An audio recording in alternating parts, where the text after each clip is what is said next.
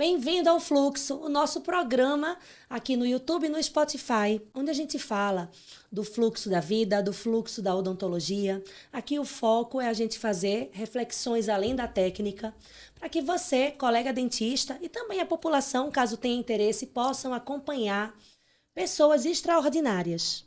Costumo dizer que eu sempre procuro trazer aqui pessoas que vão além do óbvio, além do básico, que não se contentam com pouco e que fazem o simples de uma maneira muito bem feita, muito além do comum, do óbvio, daí eu chamar de extraordinárias.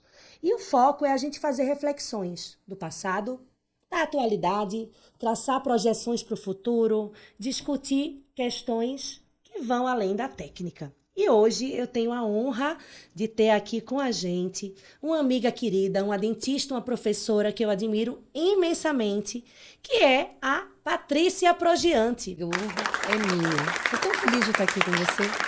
Você sabe, né? Pessoal, para quem ainda não conhece, eu chamo essa pessoa maravilhosa de força da natureza. Eu não tinha como não falar isso logo no começo, que eu não poderia esquecer.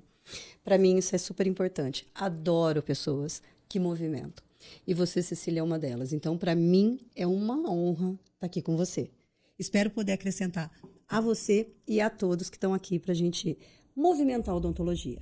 Mostrar que a gente tem um algo a mais além do dentista, né? Somos seres humanos como todos. Complexos. E com os problemas e sonhos e dificuldades e projetos que todos temos. E muitas vezes eu vejo que a gente entra numa subrealidade quando a gente vê alguém muito, nossa, aquela pessoa. E a gente vê que não.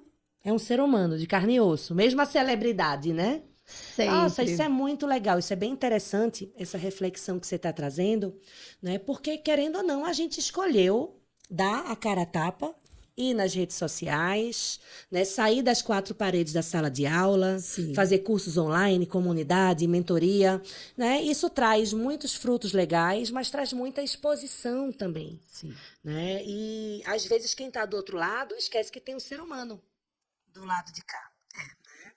E outra coisa que eu venho pensando, que eu acho que você é muito parecida comigo, Sim. é na questão da descontração, de ser descontraído, de ser uma pessoa leve, porque muitas vezes as pessoas acham que você precisa ser sisudo para ser sério ou para ser respeitável. E eu não encaro dessa maneira. Eu entendo que o senso de humor e que a leveza, elas fazem muita diferença na clínica, no ensino. Então, você pode, muitas vezes, ser uma pessoa brincalhona, ser uma pessoa engraçada, ser uma pessoa impulsiva, hiperativa, e manter ainda assim, Sim. né, fazer um trabalho muito sério e que faz muita diferença na vida das pessoas. O que é que você pensa sobre essa questão? Nossa, foi esse ponto para mim, eu acho que impossível, a gente deveria ter combinado isso antes, teria ficado mais sério. Na verdade, Cecília, para mim isso foi um divisor de águas, né? Eu venho de uma área que é eminentemente dor, né? A minha linha clínica, apesar de toda a minha formação na área de reabilitação, de prótese, não deixa de ser dor, porque é uma pessoa que não consegue sorrir, não consegue estar satisfeita, não consegue se olhar no espelho e se sentir agradavelmente satisfeita com o seu padrão de sorriso, é impressionante. Ela não consegue olhar mais nada do seu rosto. Ela não consegue olhar um cabelo, um olho, um conjunto da obra. Mas isso é muito pouco perto da outra área, né? Que é a área que realmente hoje tem me direcionado até, me distanciado um pouco da prótese, que é a dor orofacial, né? Que é a DTM, que é o bruxismo. E aí eu lido com dores muito acima do que a gente imagina, né? O paciente que chega no meu consultório é um paciente que não tem vida. Toda semana eu escuto de alguém: doutora, você é minha última esperança. E eu tenho essa veia de bom humor que eu sempre tive. Eu sempre sou uma pessoa extremamente divertida, eu consigo ter esses insights rápidos. E isso foi muito interessante que você me perguntou, porque quando a gente resolveu dar a cara a tapa, né, a gente entra também, não é só para nós, tá, pessoal? Eu acredito que é para todo mundo. A gente fica na dificuldade. O que as pessoas vão pensar quando nos conhecerem pessoalmente? E eu tive esses insights. Nossa, será que eu eu preciso passar uma Você postura. pensou em fazer um personagem ou dar uma polida em alguma coisa? Isso. Isso ia tirar toda a autenticidade. Então, mas eu tentei, tá? Eu tentei. Eu falei, acho que talvez seja essa minha postura mais descontraída, porque eu lido com muita dor. Imagina o paciente chegar no meu consultório, onde eu sou a última esperança, e eu tá com aquela cara. Eu viro as costas e vou embora. Uhum. Quantos profissionais da área de saúde, não só dentistas, médicos e outros, a gente falou aqui, né, a respeito de quem trouxe, que a pessoa tem uma ausência de simpatia e ela nos trava até de abrir o que eu estou passando, como eu estou me sentindo. E eu tive, sim, será que, de repente, eu não preciso criar um personagem um pouco mais sério, um pouco mais centrado. Para ser respeitada, devidamente respeitada. Exatamente. E eu tentei. Eu juro que eu tentei. Mas a minha veia cômica é muito mais forte do que eu. E aí eu entendi que para ensinar dor, para resolver dor e para conseguir salvar algumas pessoas, porque eu tenho pacientes que não vão melhorar. Eles vão controlar, eles não vão curar. Uma dor, por exemplo, publiquei agora há pouco, uma dor neuropática, uma dor de trigêmeo, ela não vai ter cura, ela vai ter controle. Então, a gente precisa falar para o paciente que existe vida e que a gente tem que olhar o lado melhor da vida. Porque hoje os estudos são claros, Cecília, para qualquer área da nossa vida. O cérebro aprende com o que você manda para ele. Uhum. Então, se você tem um hábito de estar sempre sisudo, sempre sério, sempre, de repente, focado, e não é focado na responsabilidade, mas talvez num personagem, talvez numa tentativa de ser o que você não é, e ele aprende. Ele sempre vai aprender. Então, ele aprende com esse perfil e ele aprende com um perfil leve. E isso faz com que a gente comece a ter o que a gente chama hoje de neuromodulação. Olha que loucura. Hoje a gente sabe que pessoas que levam a vida, e não é uma questão de responsabilidade, de compromisso, porque quem me conhece sabe que a gente O quão ainda... comprometida você é. A gente é das antigas, né? Prometi, vou cumprir, não quero saber se eu vou me lascar. Né? A gente ainda, a palavra para nós é muito mais do que qualquer papel. Uhum. E aí, a gente entende que hoje a gente tem formação de dendritos, né? Aquelas perninhas do neurônio, de pessoas que não tinham mais um neurônio funcionando, que é o que leva às doenças degenerativas cerebrais. E você ter uma modulação de qualidade, que é uma vida, não estou dizendo sem problema, porque ninguém aqui vive no mundo rosa. Eu penso que é viver da melhor maneira que a pessoa pode, com as ferramentas que ela tem, enquanto não surge algo mais interessante para ajudar ela a viver melhor ainda. Porque o recurso que você tem hoje, eu tenho certeza que é infinitamente maior do que o que você tinha enquanto profissional há 20 anos atrás. Absurdamente. E hoje a gente tem esse conhecimento. Então, eu sempre falo para os pacientes, muito mais importante do que eu, né, te ajudar, é você se ajudar. Porque você vem aqui comigo, quanto tempo? Do seu mês. Mas você passa todo o resto do tempo com você mesmo. E isso você fala abertamente. Abertamente. Se ele não se ajudar, não vai dar certo. Não vai dar certo. Não vai dar certo. Eu sempre falo. Tem pacientes que não conseguem entender que a nossa alteração de dor, fisiologicamente, né, ela começa no sistema nervoso central. Então, enquanto você não registrou que o que você está sentindo é dor, visto que tem aquelas pessoas que têm alteração, que colocam a mão na chapa quente e não sente dor. Sim. Né? O que é um perigo. Que é né? Porque dor é protetivo. Uhum. E aí eu entro num outro campo, né? Até que ponto estamos criando pessoas que não sentem dor, né? Principalmente as dores emocionais. Porque assim, a gente sabe que uma hora a gente vai ficar frustrado. Mesmo querendo alguma coisa, a gente sabe que não vai ter.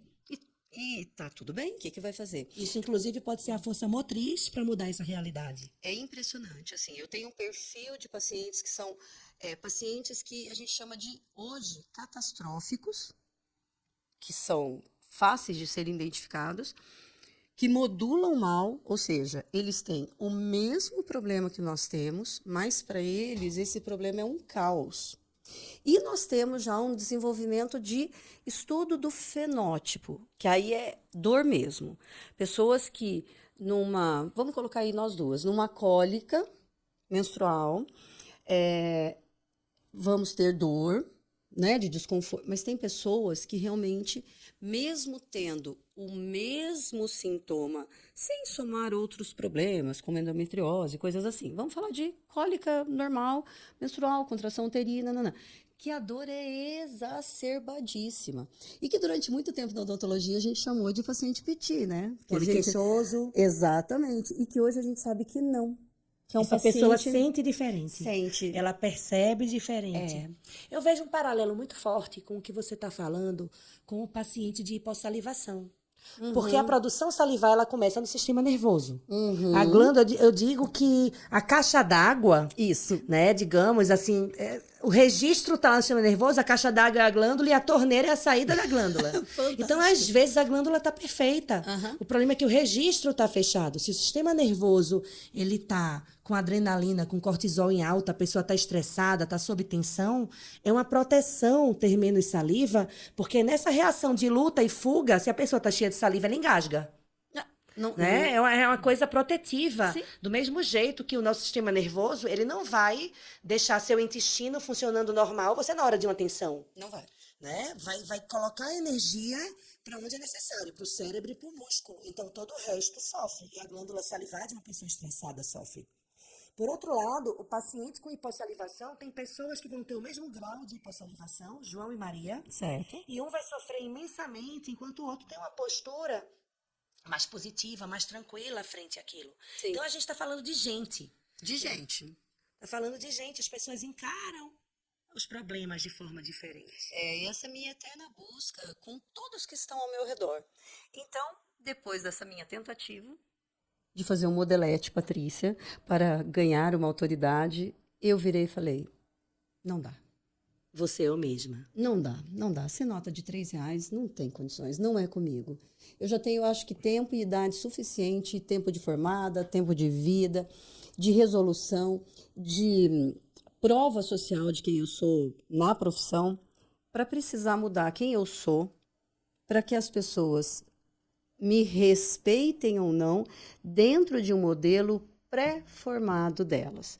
A gente entende que existe um limite para tudo, né? Para uma brincadeira, mas assim, a gente não pode mudar em essência, Cecília. Eu acho que isso é uma das coisas que eu mais aprendi no último ano. Não pode e não deve. E não deve, porque a hora que a gente começa a agredir a nossa essência, a gente começa a modular mal. Adoece. Sim, porque aí é assim, eu batalhei tanto para chegar onde eu cheguei e agora que eu consegui, eu conquistei. Se você conversar com pessoas que falaram assim, que chegaram talvez num patamar muito superior ao que a gente está hoje e perguntar qual foi sua maior felicidade a hora que você chegou aqui, não vai ser o reconhecimento. Eu penso que é o impacto. É o impacto. Que ela tem na vida das pessoas. Isso. Você já pensou sobre isso? Eu tenho uns pensamentos meio doidos, que eu penso assim, no dia que eu morrer, se eu tivesse que escrever alguma coisa na minha lápide, né? O que é que eu gostaria que escrevessem sobre mim? Ah, eu tenho essa frase. Qual é a tua frase? A minha? A vida foi muito curta para tanta diversão. Adorei. A minha é essa. A vida foi muito curta para tanta diversão. Porque se eu não me divertir, eu não faço. E isso é profissional, é pessoal, é amizade. E a diversão não é pejorativo. A diversão, quando eu falo, é estar feliz. mesmo quando alguma coisa dá errado. Mesmo fazendo coisas que são chatas. Que são chatas, que todo mundo vai fazer. Isso é ilusão. Ai, 100% a Patrícia tá super... Não, eu tenho problema. Faz planilha, faz conta. Não, é uma coisa que toda vez que eu faço uma live, eu faço um script. Ele nunca serve para nada. Mas eu continuo fazendo, insistindo que vai funcionar. E toda vez que terminar a live, eu viro para o meu convidado, porque eu mandei o script e falo. Não adiantou. Pra coisa nenhuma. Mas eu falo assim, tá tudo bem. Não adianta você ficar, nossa, não segui meu script, ai, não deu certo. Ai, não, gente, a vida é mais leve que isso. Né? Se a oportunidade te deu, né, para você entrar numa coisa que você queria, mas você rodou, provavelmente algum motivo tinha. Alguém precisava ouvir o que você está falando. Eu sempre acho que quando a gente planta o bem, a gente procura ser o nosso melhor com a gente e com o próximo. A energia do universo A vida sorri. sempre conspira a nosso favor. E não é a nosso favor no sentido de vantagem. É a nosso favor, porque a nossa missão é sempre impactar o que está próximo ou distante da gente. Porque quando a gente põe a cara a tapa, né, Cecília, a gente cria amizades, inimizades, julgamentos, felicidade. A gente cria vários sentimentos nas pessoas. Eu acredito muito nisso. E muitas vezes a gente sempre escuta aquela frase: o que te incomoda no outro talvez seja alguma coisa que você precise mudar. Uhum. E talvez o outro não seja só a gente. Talvez o que nós estamos causando no outro também seja uma evolução para o outro. Então, a roda da vida. A gente precisa entender que não vamos agradar todo mundo, visto que uma pessoa um pouco mais importante, né? Já não agradou alguns milhares de anos atrás, né? Jesus não conseguiu agradar todo mundo. Mas a mensagem dele impactou, reverbera. Né? É uma coisa que eu li isso, eu não sei quem foi que falou isso, se foi alguém importante, alguém famoso que escreveu, mas que no fim das contas não é importante o que a gente fez. A Patrícia fez um doutorado, a Patrícia publicou um livro tal, a Patrícia fez um evento para 10 mil pessoas. Não. O que as pessoas vão lembrar, quando a matéria da gente se for, é como que a gente fez elas se sentirem. O paciente não vai lembrar aquela restauração MOD ficou com anatomia tão bonita. Não, ele vai lembrar que ele se sentiu lindo ou que ele pôde mastigar o que ele queria. Depois. Né? Depois que você fez aquele tratamento nele. Então, isso é uma coisa interessante, né? Que a gente pensando sobre legado. Isso. Né? Sobre legado, a gente pensa em construir algo positivo. Né? Para os nossos pacientes, para a nossa família, para a nossa audiência, para os nossos alunos. Eu acredito muito nisso, porque assim, é uma coisa que quem convive comigo, e eu estou tendo assim, né, dentro de um congresso grande, tendo uma oportunidade de ter uma primeira experiência depois dessa vida pública de internet, né? E é tão impactante, assim, porque você não tem essa dimensão do quanto você pode fazer diferença no impacto na vida de alguém. Porque lá dentro do meu consultório, eu sempre falo até para os meus alunos, pessoal, desculpa, eu resolver, não faço mais que a minha obrigação, meu paciente está pagando para isso. Isso eu não estou fazendo um favor para ele, isso é minha obrigação, simples assim. O meu diferente é saber, eu brinco, né, para os meus pacientes, eu sou uma fofoqueira científica. Eu tenho sempre que saber o que está acontecendo na sua vida. Não precisa ser detalhes. Por quê? Porque influencia no meu tratamento. Claro. Então, meu paciente está ótimo. Eu olho o dispositivo, se ele usa ou não. Eu olho o tempo que ele não vem. Está tudo ótimo. Por que ele não está bem? Ah, mas eu não sou terapeuta. Pois é. Mas a gente não é terapeuta de amigos. A gente não é terapeuta de aluno. A gente não é terapeuta de uma pessoa que a gente conheceu num elevador. A gente não pode, a gente não conversa, a gente não ajuda. Por que não ouvir um paciente? Porque eu sou uma pessoa que eu não perco a oportunidade nunca de provocar um sorriso. Eu tinha que ser dentista mesmo. Não tem conversa. Se você não fosse dentista, você ia ser o quê? Hoje eu seria talvez médica de dentro de hospital. Eu adoro um ritmo puxado de cirurgia hospitalar, porque eu gosto de gente. E cozinheira? Ai, eu adoraria, mas eu talvez não conseguisse vender tudo, porque eu ia comer metade. Talvez eu iria morrer de fome, entendeu? Porque tem coisas, Cecília, que eu morro de rir. Eu falo que um dia, assim, me falaram, você vai fazer uma cirurgia da vesícula, né? Você vai tirar... Vai poder comer gordura. Não, é que você, assim, não vai sair do banheiro, vai virar um patinho. Tô esperando até hoje esse patinho. A mesma coisa de comida. Você vai cozinhar, você vai ver, você não come quando você cozinha. Eu tô esperando até hoje também. Eu acho que as coisas não funcionam muito bem comigo. Eu devo ter algum desvio de comportamento, porque eu me divirto, mas eu adoro cozinhar. Quem vem de família italiana dificilmente não entende a comida como amor. Ao redor da mesa que as pessoas se reúnem, que as melhores conversas vêm, né? Isso é bem legal. Eu adoro receber. Eu tenho uma família que sempre recebeu, e hoje eu percebo em pequenos detalhes como eu fiz, assim, por exemplo, construímos uma casa para receber. Então, cozinha, jantar, churrasco, tudo junto, tudo no mesmo tudo ambiente. Integrado. Todo mundo está cozinhando, todo mundo está conversando, então eu realmente adoro cozinhar. E gosto de receber, e gosto que as pessoas se sintam acolhidas. E não você faz com amor. É.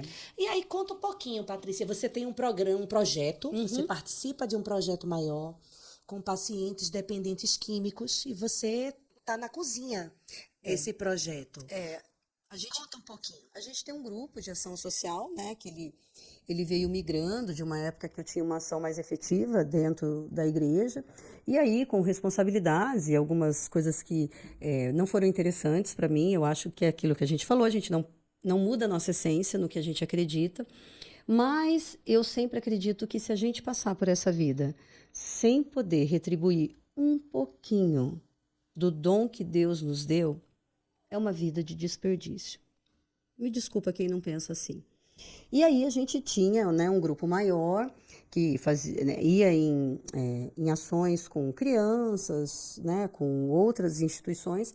E aí, infelizmente, nesse ritmo aí agora de ação social, ele precisa de dedicação. Porque, acredite, as pessoas se decepcionam como se você adotasse e devolvesse um simples animal. Crianças são devolvidas pós-adoção. E pessoas que desaparecem de uma ação social também. Quem recebe a ação social se sente mais uma vez rejeitado. Porque se você está numa instituição fazendo uma ação social, é porque aquela pessoa está precisando de você. E, normalmente, é de você carinho, é de você atenção. E com esse monte de compromisso, eu fui restringindo um pouco, e a gente acabou ficando, por definição mesmo, num lugar que algumas pessoas não se sentem à vontade, que é um local de internamento de homens que estão fazendo tratamento para tentar se libertar da droga, né? Drogas ilícitas de uma forma geral. Então é a margem da sociedade, né? A gente tem um preconceito já muito, muito enraizado. Sim, temos pessoas ali claramente que falam: eu não tinha motivo para estar aqui, eu destruí família, eu errei, né? Mas o meu maior impacto, Cecília, foi o dia que eu ouvi um senhor, alguns anos mais velho do que eu, falando que ele começou a ser usuário com 9 anos. Porque a mãe era uma prostituta e ela fechava ele num baú para que ela pudesse trabalhar. E ele ficava com o baú com os furinhos todas as noites. Então, aos 9 anos, como ele já se sentia um lixo, a droga fazia com que ele se sentisse importante. Então, foi um grande divisor para mim, assim, em relação a preconceito. Né? Isso não é justificativa para quem... Porque a gente tem muita gente que já teve situações muito piores e não entrou. Mas a gente volta na modulação. Nem todo mundo encara o problema do mesmo jeito. Todo excesso esconde uma falta. Não sei se você já ouviu isso. Sempre. Isso eu penso sempre assim. Pessoas que têm mania de comprar. Pessoas que têm até mania de atividade física, que fazem 3, 4, 5 horas por dia, sem que aquilo seja profissão de atividade.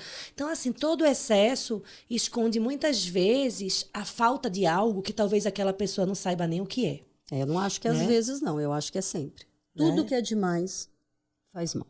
Faz mal. E a O dependência equilíbrio. química é uma questão interessante, né? Porque, feito você disse, eles estão à margem da sociedade. Por que que você escolheu esse grupo e como atuar com esses pacientes, com essas pessoas, modificou sua forma de ver o mundo e de cuidar dos seus pacientes do consultório? Então, e foi muito interessante, porque quando eu assumi uma época um determinado cargo dentro da igreja, né, da Igreja Católica de Maringá, essa instituição foi a primeira instituição que eu fui visitar. Era uma das que Estava na lista. estava na lista. Ela foi a primeira.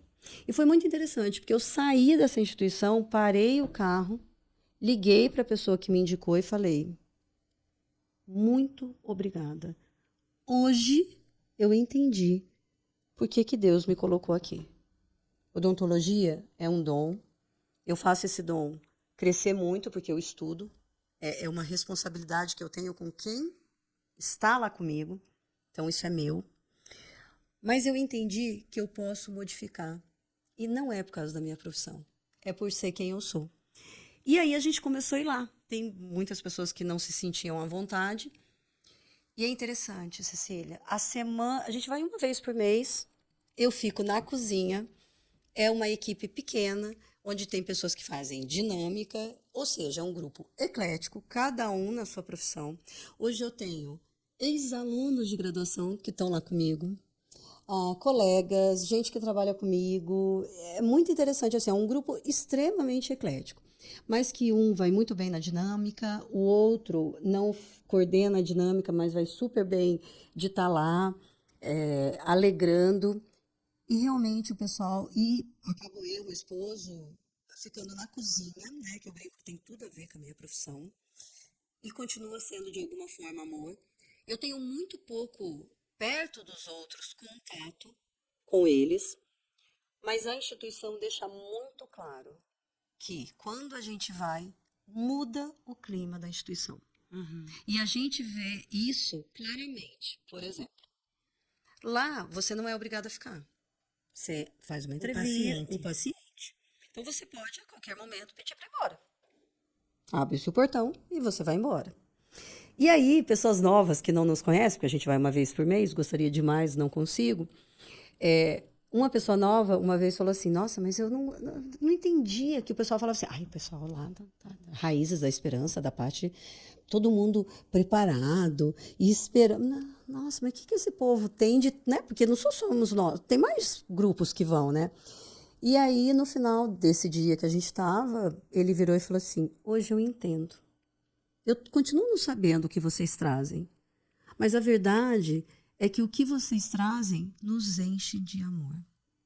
Porque o mais difícil, depois que você entende que você errou conscientemente, porque todos eles ali, a grande maioria, não estão lá só uma vez. É muito difícil, a recaída, e volta, e volta. Então, assim, quando eles estão ali, todos têm plena consciência do que erraram. Não, isso não é nenhuma dificuldade, né? E aí eles falam: eu sei que eu errei, mas o mais difícil é se sentir um lixo e ser tratado como lixo. E aí, Cecília, eu entro numa outra máxima. Quem nunca errou? E biblicamente, a gente não tem pecado, pecado médio, pecado 1/4, pecado Gigi, pecado é pecado. Então, talvez ajudar ao outro, quem sabe, eu falo, isso minimiza talvez algumas coisas que a gente também tenha. E para os meus pacientes, foi quando eu percebi aquele paciente mais difícil, aquele paciente que dá trabalho, aquele paciente complicado, aquele paciente que já dá Reclamão. Não, você já vai dentro do trabalho lá da sala de espera, se tá sol, tá sol, se tá chovendo, tá chovendo. Aí, assim, você começa... Aí, muitas vezes, você tem um filho que está nessa situação. Você tem alguém. Você tem uma situação que você também passa por um... Então, eu procuro falar lá no consultório. Vamos acolher? Porque se a pessoa não tivesse... Ela não estava aqui. Se ela não tivesse problema, ela não estava aqui. Ela estava fazendo qualquer outra coisa do que vir no dentista, que vamos falar, nem nós gostamos, né? Porque a gente tem uma cultura, né? Mas eu comecei a entender que o consultório que lida com dor, ele tem que estar preparado. Desde a sala de espera até lá na frente. Por quê? Porque com raríssimas, Cecília, raríssimas exceções, eu não acabei, com o tempo de tratamento e afinidade com o paciente, descobrindo um grande problema que a pessoa tem. Ou passa, ou vive. E que quando eu olho para o outro com problemas assim, eu falo, reclama pouco, né? A pessoa podia reclamar até um pouco mais.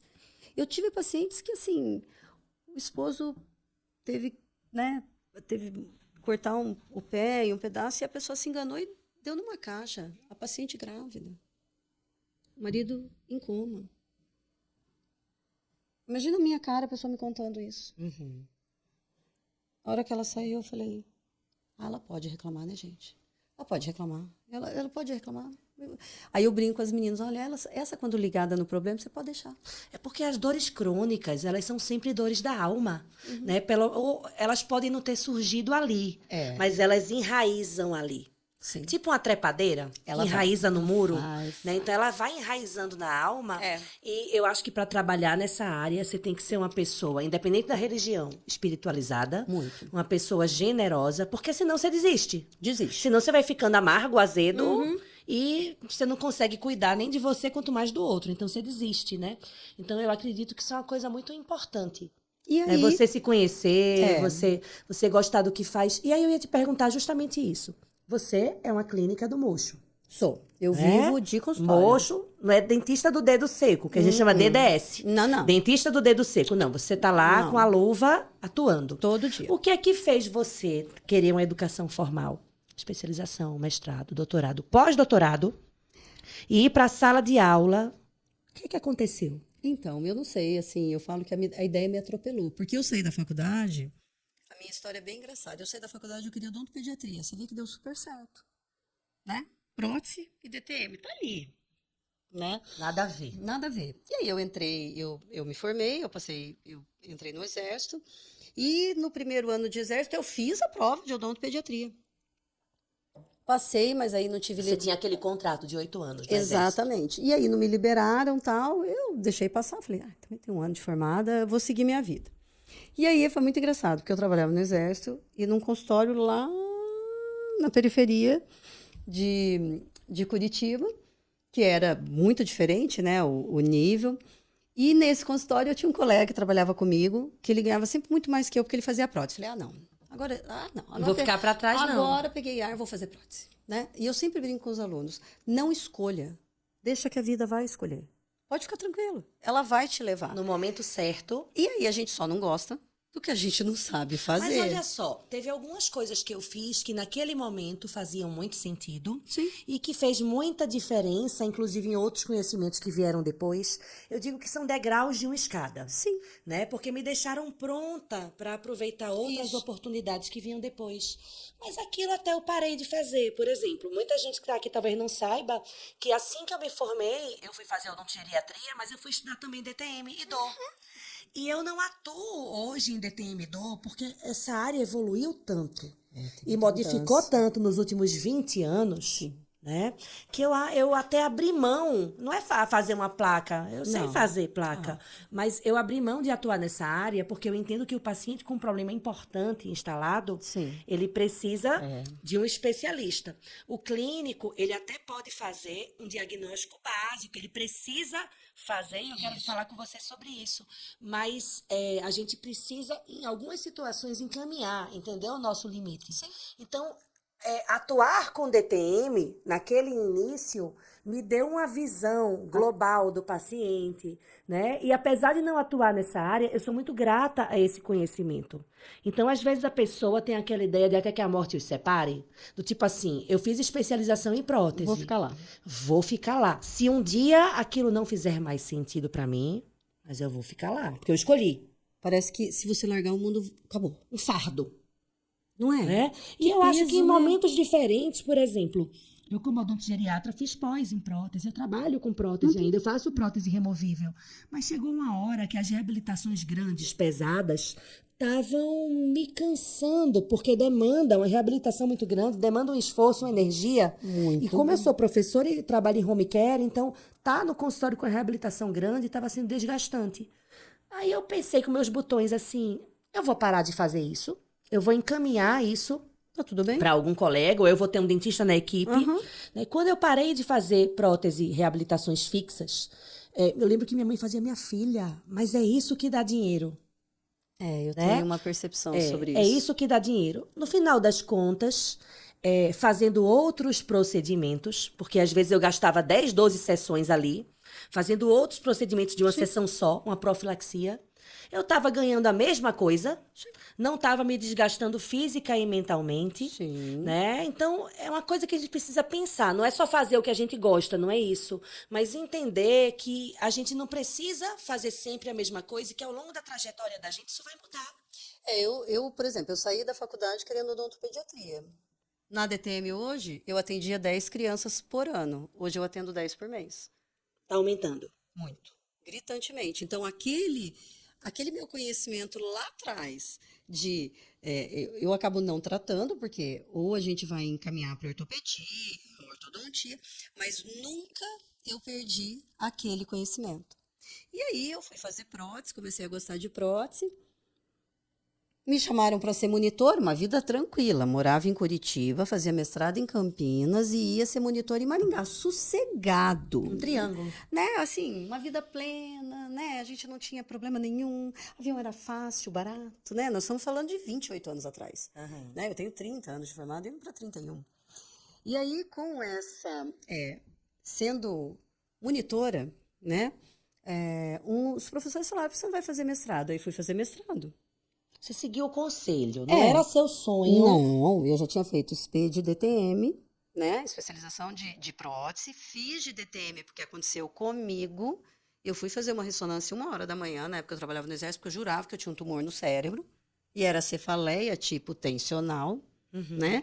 E eu falei, nossa, eu que sou dentista, tô morrendo louca, pensando um monte de bobagem. Imagina quem não é dentista. Imagina quem está passando pela minha mão, o que poderia estar passando pela minha mão, que eu poderia estar fazendo toda a diferença do mundo, mas não estou. Não estou.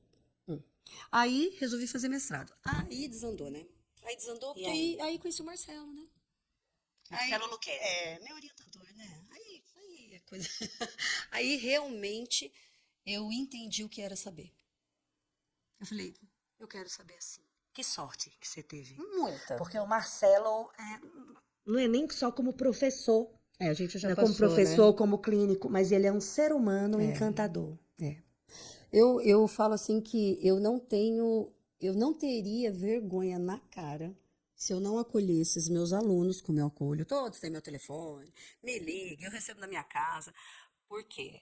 Depois eu tive o professor Márcio Grossi, que é lá do Rio Grande do Sul, da PUC, que foi meu orientador de doutorado, a qual me liga no meu aniversário. E pós-doutorado também, fui fazer na área de saúde coletiva. Para quem não sabe, na verdade, eu não saí da DTM. Eu recebi um convite de uma professora, a professora Silvia, da USP de Bauru, que pesquisou já lá atrás, eu terminei o pós-doc em 2014, ela estava já pesquisando naquela época biomarcadores salivares, na parte de pério, com pacientes bariátricos, e eu tinha uma oportunidade por estar em Maringá, por ter muitas pessoas da família médico, de abrirem para mim consultórios particulares e projetos na época de pacientes bariátricos, de criança a adulto. Então, eu continuei. O convite era, sim, para eu fazer a pesquisa sobre DTM, só que antes, durante, depois. Da cirurgia bariátrica, para saber como que isso mudava neles. Em relação à dor. Que legal. Isso eu soube hoje, quando eu estava conversando com você a caminho daqui, porque os bariátricos que me colocaram para estudar saliva e hálito. Um médico gastroenterologista que me conheceu porque eu atuava em home care em hospital.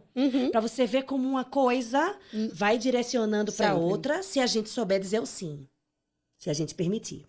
E ele me fez um convite para integrar a equipe dele, porque ele tinha um serviço onde se realizava cirurgia bariátrica e ele fazia um acompanhamento Uhum. antes e depois, né? Mas também porque os pacientes que procuravam ele com queixa de halitose não eram poucos, e 3% das causas de halitose vêm do estômago. E, obviamente, se a minoria vem do estômago e mais de 80 a 90% vem da boca, ele precisava encaminhar para alguém, e ele é visionário, é um cara muito visionário que eu respeito muito, que é Dr. Gutenberg, e ele quis compor uma equipe. Então, tinha periodontista, tinha eu, tinha uma proctologista, tinha nutricionista, tinha enfermeiro, era uma equipe, né, bem interessante. A gente Multiprofissional, estudou, né? Muito e aí fui profissional. estudar litose. Não sabia nem que tinha pós nessa área. Só que estudando a litose eu tive que estudar saliva, porque não dá para manter o hálito estável se o paciente tem uma disfunção salivar. Sim. Não equilibra. Sim. Ele fica refém de produto, de higiene lingual, daqui a 2, 3 horas já está com saburra de novo, porque o biofilme se comporta diferente. Então, assim, eu fui estudando algumas coisas que me levaram para uma atuação onde mais de 50% da minha rotina, acho que chega até 70%, 80%, é saliva e hálito. Eu não sabia que ia por esse caminho. E você falou do bariátrico, deixa eu voltar, né? Porque eu dei uma devaneada agora. Não, eu. Você falou do bariátrico, isso é um elo em comum, é um grupo que aumenta, Sim. né? Porque a obesidade, ela tem índices alarmantes. O Brasil é um país que está se tornando um país obeso, né? A gente brinca, Passos galopantes. a gente, como é que pode dizer? A gente vai da desnutrição à obesidade numa mesma população. Tem gente que está dentro da margem, Sim. tem, mas... E esses bariátricos, eles têm um olhar muito restrito. Eu acho que o dentista não se importou muito com eles. Uma pena, tá? Uma pena. Eu tive uma grata surpresa, assim. Eu tinha um pré-conceito que eu achava assim, nossa, a pessoa, né? A maioria, a grande, na verdade, quase 90 e tantos %, tá gordinho, tá acima do peso, porque realmente, independente de uma disfunção, comeu, Sim. né? Mesmo Comeu. que tenha uma genética que leve aquilo, ou uma disfunção hormonal que favoreça, a comida mas se ele não entrou. tivesse comendo, não tinha como formar gordura. Claro. Comida entrou, né? Então eu sempre brinco, né? Eu falo assim, nossa, eu não sei por que eu engordei. Eu falei, eu sei. Tem nome, sobrenome e horário ainda. Eu falo que para mim não tem problema nenhum. E eu tinha um preconceito que quando você é privado de uma coisa que você gosta muito, gera um aumento de uma ansiedade, de uma atividade muscular. Sim, é possível. Né? Faz todo se você achava que Né? o bruxismo ia piorar. Com certeza. Você tinha certeza? Absoluta. E aí? Errei. Impressionante. Até 6 meses, mais ou menos, com aquela restrição. 30 dias. Nossa, aquele Copinho de 50 de ml de eu- caldo ralo. Nossa, eu olhava aquilo e falava, eu morri. Não é preciso. Eu falava, gente, mas você vê como eu já ampliei a minha visão que chegou aonde eu estou hoje. Ou seja, eu terminei o pós-doc em 2014. Nós estamos em 2026. 12 anos depois. O que eu vi lá, hoje eu vejo as pesquisas confirmando. Então, 30 dias depois, com toda a restrição de alimentação, com toda a parte ruim que um pós-bariátrico passa, eles não tinham aumento da contratura muscular por ansiedade, de felicidade de olhar no espelho e a roupa entrar. Voltamos no início da nossa conversa, Cecília. Cérebro. Sim, a mentalidade, até porque não se faz uma cirurgia bariátrica hoje, simplesmente o paciente tem indicação e vai para o centro cirúrgico. Não. Não. É terapia, várias sessões, laudo de psiquiatra, né? Laudo do gastro. Então, assim, é uma coisa que se fez em algum momento de forma menos responsável, e a demanda, o insucesso, inclusive o reganho, que algumas pessoas têm reganho depois, Foi isso diretamente, ajustou. né? Porque, assim, a pessoa opera o estômago, mas não opera o cérebro. Então, e hoje, toda vez que eu vejo trabalhos, a qual eu estava lendo agora há pouco, até para pôr lá na minha comunidade, eu estava lendo esse trabalho, e aí foi interessante, né? Porque toda vez me remete a esse comentário. Nossa, a pessoa está com restrição do que ela mais gostava, comer. Não tá fácil, porque sua vida, você é operado, mas a sua vida social e da sua família, dos seus Continua. amigos, do seu emprego continua. E com muito menos que isso, vamos esquecer o bariátrico, a pessoa tá lá comigo, tratando, porque o nível de ansiedade está alto, porque eu não estou dando conta, porque... Então, hoje, eu pego toda aquela informação e trago para cá. Onde o cérebro olha no espelho e eu aceito. Eu estou feliz. Eu vejo a minha roupa entrando. Eu volto a dormir melhor porque a minha apneia Melhorou. melhorou. E a apneia tem uma relação direta com DTM.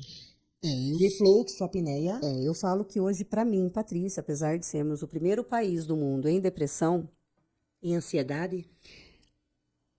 a minha visão é que começa no distúrbio do sono. Para mim, o mal do século é distúrbio do sono. E a gente vai ter um problema muito sério com essas crianças e com esses adolescentes. Quem está me ouvindo vai lembrar, tá? De não conseguirem fazer esse pessoal entrar. Então, a gente sabe, por exemplo, que o adolescente precisa dormir 10 horas. Né? Qual é o problema? Que o adolescente, muitas vezes, na maioria das vezes, 7 horas da manhã tá na cama, tá na escola. Ah, mas quem que faz? Ele Aí não... o pai chega em casa à tarde, ele fica esperando o pai ou a mãe chegar Isso quando não acorda de madrugada, né? pra jogar. E nos Estados Unidos tem um trabalho de anos, colocando adolescentes que estudavam de manhã e à tarde. Ou seja, estudando sono, a quantidade de sono, né? Depois cada um vai regular o seu ciclo, né? A professora Thaís Crossara domina isso, né, gritantemente, e referência. Cada um vai ter lá o seu curto, médio e longo dormidor, a gente vai regular o nosso padrão. Mas a adolescência, por quê? Porque é no sono que a gente consolida a memória, que a gente descansa, que a gente modula. Que a gente cresce. Que a gente... Oh, Deus, devo ter dormido pouco. Eu sempre penso isso, mas meus pais são pequenos. O errado é um dos meus irmãos que é alto. Eu acho que ele que é o estragado. Entendeu? Eu quero deixar Foi isso... trocada. Eu certeza. É que a gente é tudo a mesma cara, não dá, né? Mas eu brinco, né? Eu falo assim. Mas interessante, porque mesmo você ficando pequena, até 11 anos, todo mundo é do mesmo tamanho. Uns um pouquinho maior, uns um pouquinho menor, mas você pode ver que a molecada, né? Na minha terra a gente fala assim, pode ver que tá todo mundo... Não tem uma diferença tão absurda. Né? Eu brinco, eu falo, como é que a pessoa nasce para crescer 1 metro? Eu tenho que fazer a vida ser mais importante que isso. Eu cresci só 1 metro, eu tenho que fazer a importância, porque não é possível uma pessoa nascer tão grande e crescer só 1 metro e pouquinho, né? Então, eu falo, hoje, a grande preocupação que eu, Patrícia, falo independente, eu educo os meus pacientes. Antes, Cecília, de ser dentista, eu sou profissional de saúde. Então, eu converso com meus pacientes de modulação, eu converso de sono, eu converso de tudo. E você ter feito especialização, mestrado, doutorado, pós-doutorado, interfere nessa maneira que você educa seus pacientes? Posso te falar? Não. Não. Me deu uma amplitude de conhecimento fantástica, né? Mas hoje eu falo muito para os meus alunos, né? Bem claramente. Quem me faz ser uma clínica fantástica? Retaguarda no mocho. Pois é, o que é que faz um profissional ser extraordinário, independente da especialidade? Ele não ser comum, ele não ser o básico, não ser medíocre. Porque quem não é extraordinário, ele é medíocre. Ele é medíocre. É sempre o que eu falo. Se você fizer a média, você será sempre a média. A média é medíocre. Porque às vezes a gente pensa que medíocre é um profissional péssimo. Não. Não. Ele é comum, é básico. Ele é básico. O que é que faz a diferença, independente da especialidade, de um dentista ser básico ou ele ser extraordinário? Na minha opinião, de quem tem 30 anos de formado e dou aula como monitor e efetivamente há 25 anos, é responsabilidade com quem senta na sua cadeira. Compromisso. Simples assim. Quando você tem compromisso com quem está ali, você vai ser extraordinário. Sabe por quê? Porque você vai estar sempre estudando, sempre se atualizando, sempre procurando dar o melhor. Eu falo isso muito para os meus alunos. Eu falo assim, olha, vocês usufruem graças aos meus pacientes. Eu estudo por eles. Por quê? Porque você estudar para dar aula é só um estudo. Aonde eu impacto é na vida dos meus pacientes. Porque eles ali, sem mim, Eles teriam que achar outro profissional. Que talvez não se importasse com eles, Com que eles. você se importa. Eu me importo. Eu quero que eles melhorem. Eu brinco que eu sou protesista, especialista em prótese e especialista. Vamos esquecer mestrado em implante em DTM. E aí eu brinco que eu sou uma implantodontista bem vagabunda. Eu faço só um implante que me convém, mesmo sendo especialista. Sim. Por quê? Porque outro dia alguém me perguntou assim, nossa, Patrícia, interessante, né? Você sabe muito DTM. E aí, outro dia me perguntaram, mas como que você faz? Você assim, você faz a DTM entre uma prótese e outra? Eu falei, não, eu faço uma prótese entre uma DTM e outra. E eu nunca tinha parado para pensar, neste momento da minha vida, que aí me perguntaram, quantos profissionais você conhece que vivem de disfunção? Poucos. Pouquíssimos. E a gente tem aquela máxima, né? Ai, essa profissão, essa área não dá dinheiro. Essa área não dá dinheiro. Quem falou? Tudo depende do teu modelo de negócio. De como você vai levar aquilo adiante. Outra coisa, para um sofrimento intenso, quanto vale um tratamento que vai devolver a qualidade de vida para aquela pessoa? Dor não tem preço, né? Dor não tem preço. Não. Se eu tivesse com a dor lancinante, eu ia vender carro, eu ia vender casa, uma dor que não resolve. Sim. E eu seria eternamente grata a quem resolvesse. Então, e tudo o que é precioso merece ser bem remunerado. Por que não? A gente está falando de dor orofacial, mas vamos lá. A dor de ter uma boca seca. De a pessoa querer comungar e não poder. Saúde bucal. Quer comungar e não pode, quer comer farofa e não pode. Sim. A restauração pigmenta, vai beijar na boca, o beijo não flui. Sim. Né? Parece bobagem pra gente que tem saliva. E isso me chama atenção porque você não para. E você começou a estudar saliva e tá se aprofundando e tá... Adorando. Olha, eu agradeço todos os dias, porque eu tinha uma saliva na visão muito da prótese total. É corega natural. Aonde eu preciso dessa salivação, obviamente, nenhum dentista pode não saber saliva, é uma vergonha, né?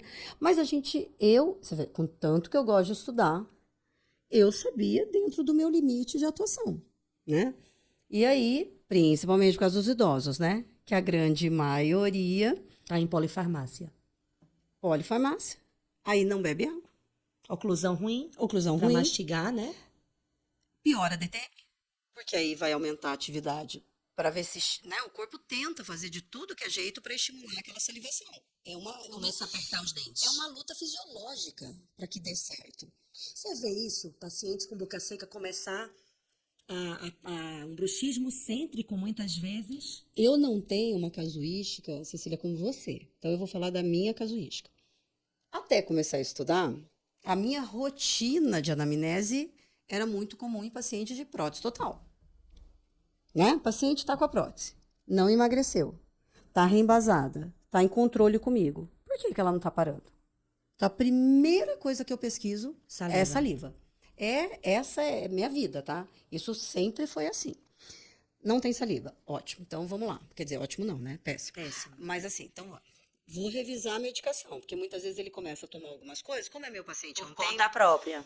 É um tempão e não conta. Você tem que comer pela borda, porque não contou nem pra família, porque a vizinha tá tomando. Oh, meu Deus. Aí eu venho comendo pela borda na medicação. Checklist 1. Checklist 2. Eu vinha onde? Aí eu entrava na parte de nutrição, no sentido de ter água disponível para também ajudar. Claro, a hidratação, matéria-prima para saliva. Exatamente. Ir atrás do tanque para entender por que na torneira não estava saindo. Ai, agora você piorou gritantemente a minha vida. Quero dizer isso. Ai, porque agora eu já estou fazendo outros testes, agora eu já pesquiso... Está estudando biomarcadores? Biomarcadores eu estou endoidecida.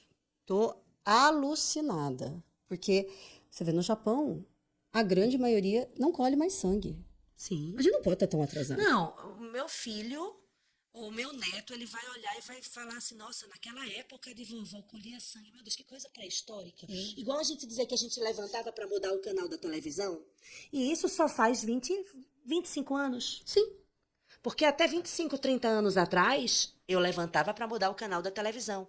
Então, colher sangue daqui a 30 anos certamente vai ser algo defasado, já que a gente tem os exames salivares. Porém, hoje ainda não é uma realidade para todo mundo, porque inclusive a saúde suplementar e o SUS não cobrem esses exames salivares para todo mundo. Existem algumas iniciativas. Sim. Né? Então, a gente precisa deixar muito claro para o clínico não ficar pensando que isso é uma realidade e que só ele que não domina. Não. Na verdade, a gente precisa dominar a parte básica. Sim. E eu queria até falar isso com você, Patrícia, porque eu defendo que saliva para todas as especialidades.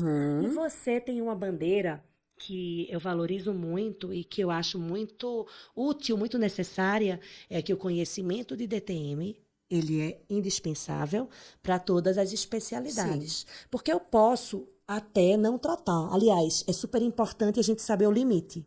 Sempre. Isso tem a ver com a responsabilidade que você falou que faz um dentista extraordinário. Isso, respeito. Então, né? O dentista extraordinário, ele sabe, poxa, eu não tenho formação suficiente para atuar nessa área. Então, eu vou indicar para alguém, mas ele precisa reconhecer quais são as questões ali que vão fazer encaminhar ou não.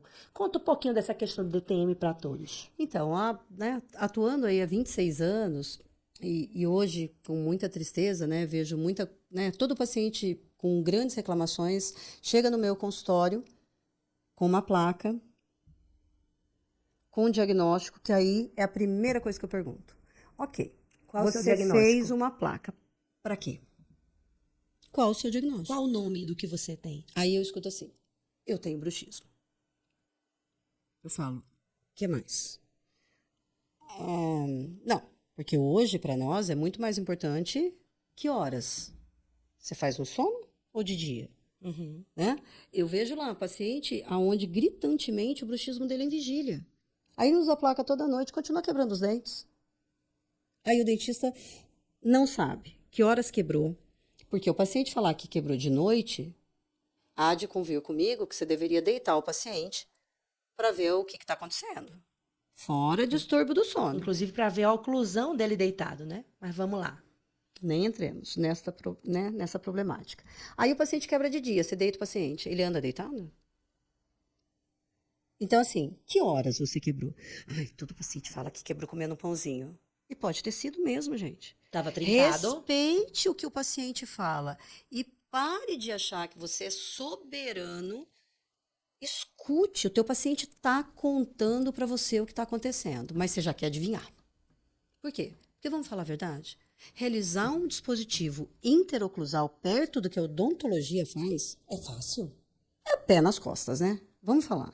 Eu falo que difícil, eu que sou da prótese, é preparar, cimentar um laminado sem uma falha, não ter aquele degrau aqui, ó, né? Extrair. As cirurgias estéticas periodontais, uma endodontia de um dente. Levantamento de seio.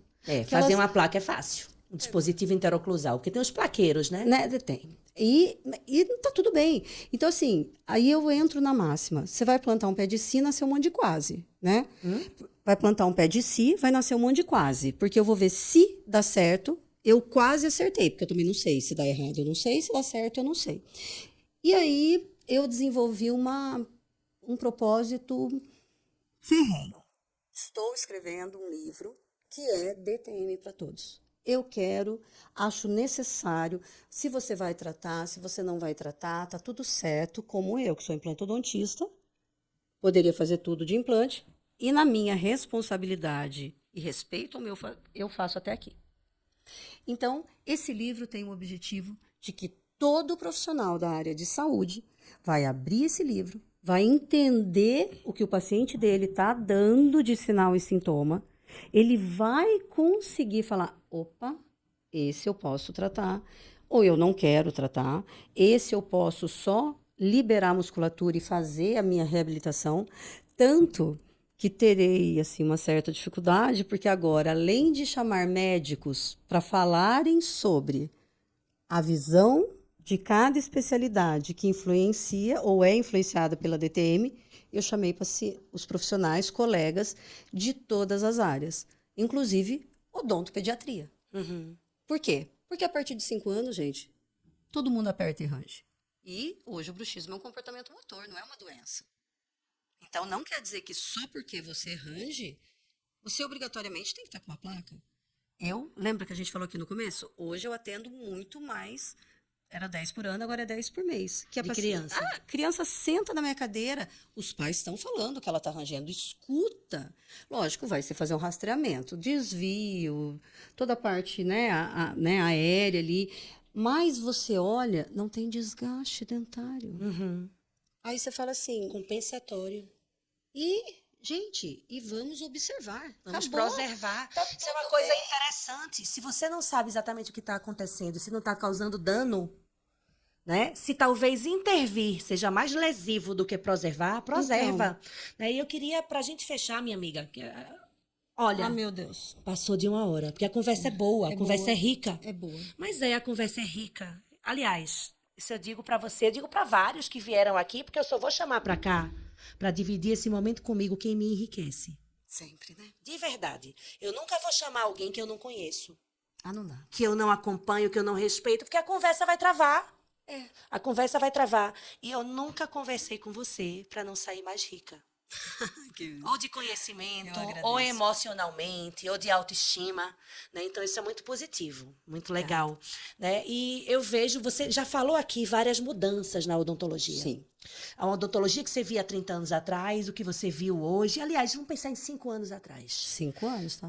Pandemia, né? Tava ainda no meio da pandemia e a gente vê muita mudança de lá para cá. Mudanças boas, muitas mudanças ruins, os dentes branco Deca ou branco Celite. Que graças a Deus está passando. As facetas sem desgaste com sobrecontorno, implantes mal executados, né? A harmonização mal executada, ou pessoas mercenárias que não tratam com o respeito que o paciente merece, com o tato, com a delicadeza. Então, não estou falando só de iatrogenia, mas a gente vê coisas boas e ruins, e eu projeto para o futuro coisas boas e ruins para o futuro da odontologia. Sim. Como é que você enxerga o panorama da gente daqui a 5 anos? Para mim, os próximos 5 anos vão ser seletivos em muitos profissionais. Quanto mais a mídia entrar na nossa profissão, ela vai selecionar. Eu sei que a gente escuta todos os dias, né, pessoas que entendem muito pouco, fazendo muito sucesso na mídia e trazendo pacientes por esse sucesso. E Sustenta, né? Então, aí, gente, vem aquele meu 30 anos de formato. Então, eu vi professores fantásticos que não abriram a boca na pandemia e que continuam sendo referência. Tá tudo bem. Talvez com menos indicações, Com menos likes. com menos likes, com menos... Talvez até menos pacientes no consultório, né? Outro dia me perguntaram assim, Patrícia, eu vou fazer 52 anos, eu não consigo me imaginar parando. Mas eu falo muito sobre... hoje, a minha própria indicação me deixaria continuar até a hora que eu resolver aposentar. Talvez com... Você não precisaria de redes sociais para isso. Exatamente. Mas eu vejo nos próximos 5 anos a necessidade do profissional que é bom, e ele não precisa ter mestrado, doutorado, porque o dentista extraordinário é o cara que atende todo dia. Sim. E eu falei esses dias no curso que eu dei lá no congresso, e eu quero muito repetir aqui. Mestrado, doutorado, pós-doutorado é fundamental para a gente justificar o trabalho que a gente faz. Mas você que é clínico, nunca se esqueça que quem determina o que está funcionando e o que não está funcionando, você e eu somos nós, tá? Porque é nós que ditamos o que está dando certo, o que está dando errado, o que precisa ser estudado. Que pesquisas que precisam ser feitas. Então, não... A pesquisa serve à clínica, não o contrário. Então, eu falo isso. Mesmo tendo pós-doutorado, não desmereça quem você é, porque você não tem um título. O que eu indico? Aprenda a ler artigo para você ter um embasamento dentro do que você trabalha e falar, não... Porque a gente sabe que se você não fizer o que é certo, vai dar errado. E se você não tiver senso crítico, você vai seguir alguém que pode ser sedutor, mas que está te indicando algo que no final das contas não está certo. Essa pessoa às vezes nem validou Sim. Né? Então, eu acho que a gente precisa ter boas referências, Isso. né? Seguir pessoas de qualidade e a gente precisa, como você acabou de dizer, se posicionar. Sim. O silêncio é perigoso. Muito. Então, para mim, nos próximos 5 anos, Cecília, ele vai realmente, na minha opinião, talvez não tenha um conhecimento tão amplo para poder dizer o que eu acho, né? Mas eu acredito, como aconteceu há 5 anos atrás na pandemia, que já está começando a separar o joio do trigo. Internet vende, eu sei disso. Hoje, 50% dos meus pacientes, que eu mordi a língua, vem do Instagram. Que eu nunca achei que viria no nível de dor que eu atendo. Já mordi minha língua, tá tudo bem, e eu tô aberta para essas mudanças. Mas eu acho que nos próximos 5 anos nós vamos ver muitos profissionais que infelizmente seguiram o modismo e que infelizmente vão prejudicar muitos colegas que vivem de clínica. Porque são pessoas que vendem bem, falam bem, mas não têm uma amplitude de conhecimento para ajudar quem está te seguindo na hora de um procedimento complexo. E isso é uma responsabilidade que muita gente famosa não tem e quando tem, se torna inacessível. E que bom que a gente tem gente como você se posicionando, dando a cara a tapa. Sim. Nas redes sociais, na sala de aula, no consultório, né, para ajudar a mudar essa realidade, né? Acho que pessoas juntas conseguem alcançar esse resultado. Sim. Minha amiga, mais uma vez um grande prazer. Vou deixar você com as palavras finais, se você quiser deixar um recado para a nossa audiência, um recado final, um conselho, uma orientação, é com você. Bom, pessoal, eu quero muito falar de recém-formado a quem tem mais tempo de formado do que eu. Sim, não deixe de se posicionar. Independente se você vai ser o famoso blogueiro ou não blogueiro, mostre o que você sabe. Sabe por quê? Porque eu vou voltar na frase que eu acabei de falar. Você vai poder e você vai ter que ajudar muita gente que muitas vezes fez muito sucesso, mas que não pôde ajudar a nós, a classe.